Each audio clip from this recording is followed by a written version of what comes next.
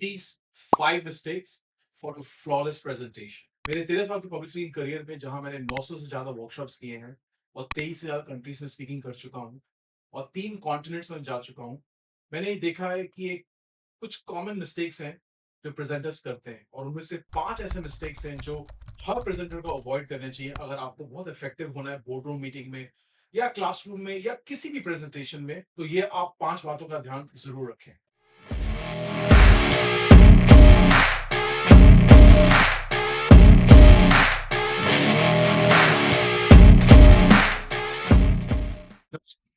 मेरा नाम अमनदीप थिंद है। Welcome to my YouTube channel. I am a public speaking coach, best selling author.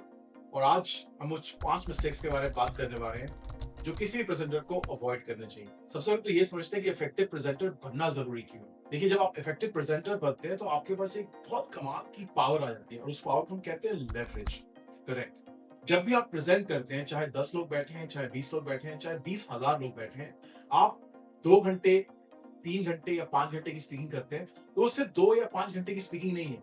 अगर मान लो आपके सामने 10 लोग हैं और आप 2 घंटे का प्रेजेंटेशन ले रहे हैं तो आप 20 घंटे का काम कर रहे हो और इसको हम कहते हैं लेवरेज। और जितना लेवरेज आप लाइफ में लाओगे उतना ही आपकी लाइफ सक्सेसफुल और इंटरेस्टिंग बनती चली जाएगी। सो मेक श्योर आप इस स्किल को जरूर एक्वायर कर रहे हैं। और ये भी कहा जाता है कि पब्लिक स्पीकिंग या प्रेजेंटेशन स्किल्स एक हाई इनकम जनरेटिंग स्किल। और जब आप ये हाई इनकम जनरेटिंग स्किल को सीख लेते हो और एक अच्छे प्रेजेंटर बन जाते हो तो सक्सेस जो है आपके पीछे पीछे दौड़ती चली जाती। So let's dive into the 5 mistakes people make during their presentation. पहला, लैक ऑफ प्रिपरेशन। ये बहुत ही कॉमन मिस्टेक्स है। मैंने बहुत सारे अपने स्टूडेंट्स को देखा है करते हुए और फिर उनको ये उम्मीद होती है कि यार प्रेजेंटेशन करके आएंगे तो लोग तालियां बजा रहे हो। जब प्रिपरेशन नहीं की तो किस बात की ताली बजेगी। अभी मैं इवेंट कर रहा था लास्ट वीकेंड, तो हमारे कुछ एक आध स्टूडेंट थे जिनको देखकर साफ साफ नजर में आ रहा था कि उनकी प्रिपरेशन बिल्कुल जीरो है या बहुत ही कम है। उनको ये नहीं पता था कि उनके नेक्स्ट स्लाइड में आ क्या रहा है, कौन सा टेक्स्ट का साइज क्या है, कौन से ग्राफिक्स उन्होंने यूज किए हैं। ऐसा लग रहा था कि खुद के स्लाइड्स को देखकर उनको खुद को सरप्राइज हो रहा था कि ये पिक्चर कहां से आ गई। तो अगर आप प्रिपेयर नहीं करते हो अच्छी तरह से अपने प्रेजेंटेशन को तो वो साफ साफ झलकेगा जब आप प्रेजेंट कर रहे हो। क्योंकि देखिए, 10, 20 या 100 या हो सकता है 1000 लोग आपको अपना कीमती वक्त दे रहे हैं और वो इस उम्मीद से आए हैं कि आप उनकी लाइफ में वैल्यू ऐड करने वाले, चाहे आप वो बोर्ड रूम प्रेजेंटेशन दे रहे हो, चाहे वो यूनिवर्सिटी प्रेजेंटेशन दे रहे हो या चाहे आप वेबिनार सेमिनार कर रहे हो जैसे कि मैं करता हूँ। बहुत इंपॉर्टेंट है कि आप प्रिपरेशन करें और ऐसी प्रिपरेशन करें कि वो नजर आए जब आप प्रेजेंट करें कि हाँ, आपने प्रिपरेशन करी हुई है। So it is very important that you prepare very well for that presentation, because when you prepare very well it shows up in your presentation. So without presentation, I think, you know what, if you go into a boardroom meeting or a webinar or seminar, you're putting yourself in immense trouble. Second mistake, information overload.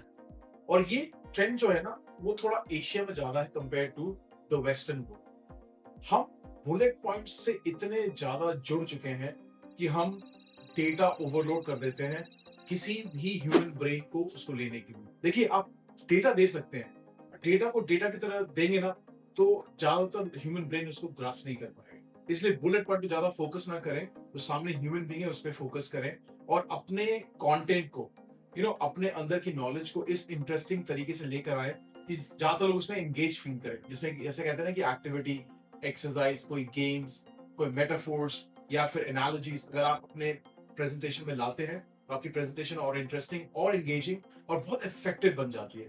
So stop overboarding people with too much of data, because too much of data has never helped anybody. Third mistake, ignoring your audience. आपने सही सुना, बहुत सारे presenters को हमने देखा है कि वो अपने ही धुन में रहते हैं और अपने ही स्टाइल में कंटेंट बनाते हैं और अपने ही तरीके से सोचते हैं कि ये इफेक्टिव हो जाएगी मेरे ऑडियंस के लिए। आपको ये पता करना है कि आपके ऑडियंस को चाहिए क्या है, उनका बर्निंग क्वेश्चन क्या है, उनका पेन क्या है, उनका स्ट्रगल क्या है, कौन सी ऐसी नॉलेज, अवेयरनेस, इंफॉर्मेशन उनको चाहिए आपके थ्रू जिससे उनकी लाइफ बेहतर बन सकती है या फिर उनको सोल्यूशन मिल सकते हैं। So it's very important that you study your audience और यू स्टडी योर मार्केट और you study your student.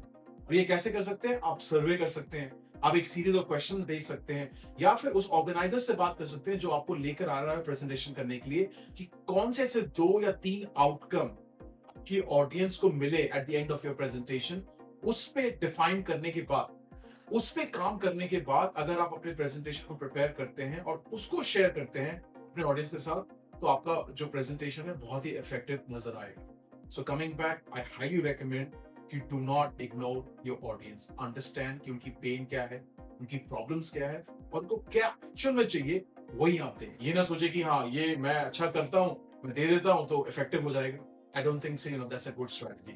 The best strategy is to understand the audience and give them what is missing, in their life. That makes you a great presenter. Fourth mistake, neglecting graphics. That's correct.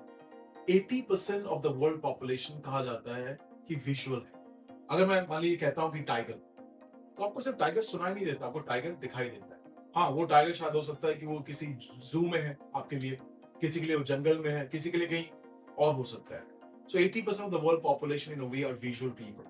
It is very important that you must understand as a presenter कि जो आप कुछ share कर रहे हो सकता है वो सिर्फ शब्द है आपके लिए, पर लोग उसका इमेज बना रहे हैं। So when you prepare your slides, it is very important that you fill it up with a lot of graphics. They say, one picture speaks 1,000 words. So it is very important that you bring in a lot of graphics in your slides. The more graphics you will put, the more effective your presentation will become. So do not make the mistakes of putting too much of text, too much of jargons, and too much of just non-graphic information for your listeners. The more graphics you will put, the more effective your presentation will become for you in that boardroom meeting, in that seminar, or in that classroom. Fifth, neglecting the power of storytelling. कुछ मेरे students कहते हैं कि sir मैं तो corporate presentations करता हूँ, तो लगता है कि जब वो डायरेक्टर्स बैठे होंगे उनके साथ स्टोरी शेयर कर सकता हूँ। क्यों नहीं शेयर कर सकते? डायरेक्टर्स भी ह्यूमन बीइंग्स हैं। आप रिसर्च करोगे, स्टोरी टेलिंग सबसे पुरानी लैंग्वेज है जो हम ह्यूमंस को कनेक्ट करती है और जोड़ती है। So you must bring story telling in your presentation. जितनी स्टोरी टेलिंग आप लेकर आओगे अपने प्रेजेंटेशन में, उतनी इफेक्टिव आपकी प्रेजेंटेशन बन जाएगी। मेरी क्लाइंट है, वो बाय प्रोफेशन चार्टर्ड अकाउंटेंट है, तो अब उनको एक अपना ड्रीम जॉब क्रैक करना था किसी बहुत बड़ी एमएनसी में। तो उन्होंने मुझे अप्रोच किया और मुझे पूछा कि सर मेरा पैकेज अभी यहाँ पे है और मैं एक बहुत बड़ी कंपनी में इंटरव्यू देने जा रही हूँ और मुझे इस तरह का पैकेज चाहिए।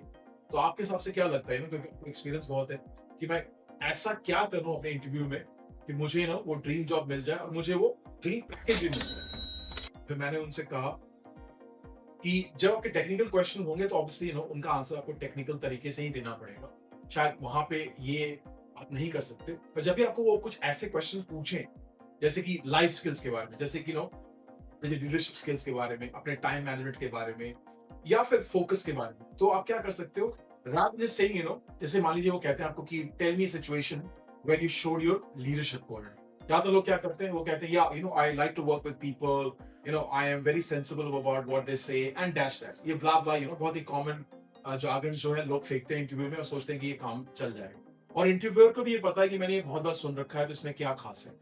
अब इसको अलग तरीके से देखते हैं। तो इंटरव्यूअर कहता है कि आप ऐसा इंसिडेंट बताएं जहां पे आपकी लीडरशिप क्वालिटी झलकती है, या फिर आपको ऐसा इंसिडेंट बताएं जहां पे आपने लीडरशिप क्वालिटी को यूज किया है। तो आप क्या कर सकते हैं, स्टोरी टेलिंग कर सकते हैं। जैसे कि 10 जनवरी का दिन था, एक संडे था, वो मुझे अभी भी याद है। मैं कुछ 9 बजे के आसपास उठा, मेरे फोन पे 15 मिस कॉल आ रखे थे और वो मिस कॉल मेरे टीम लीडर के थे। और मेरे टीम लीडर को मैंने फिर कॉल बैक किया। मेरे टीम लीडर ने कहा कि उनकी लाइफ में बहुत बड़ा एक प्रॉब्लम आ गया पर्सनल, और वो चाहते हैं कि मैं ऑफिस पहुंचूं छुट्टी वाले दिन, ऑफिस को खोलूं और कुछ जो पेंडिंग काम थे उनको पूरा करके सीनियर लीडर्स को भेजूं, ताकि वो बहुत इंपॉर्टेंट है। तो फिर मैं गया, मैंने ऑफिस को खोला। ऑफिस को ऑब्वियसली एलैबोरेट कर सकते हैं, मैं इसको शॉर्ट रख रहा हूँ। फिर मैंने वो काम कंप्लीट किया अपने लीडर के बिहाफ पे, और उस दिन का जो काम था वो बहुत इफेक्टिवली पूरा हो गया। और वो दिन था जब मैंने अपनी लीडरशिप क्वालिटीज दिखाई, ना लीडर होते हुए भी, ना एक टैग होते हुए भी।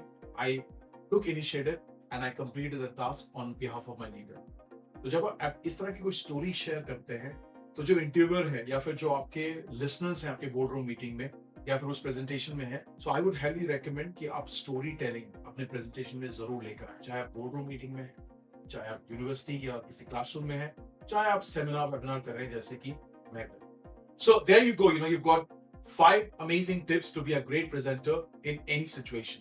अगर आपको ये वीडियो वैल्यूएबल लगी तो मेक श्योर आप हमारे चैनल को सब्सक्राइब करें और उस नोटिफिकेशन बटन को जरूर दबाएं ताकि जब ऐसा कोई न्यू वीडियो अपलोड हो तो आपको इंस्टेंटली नोटिफिकेशन मिल जाए और आप और इफेक्टिव कम्युनिकेटर और प्रेजेंटर बने रहें या जाएं।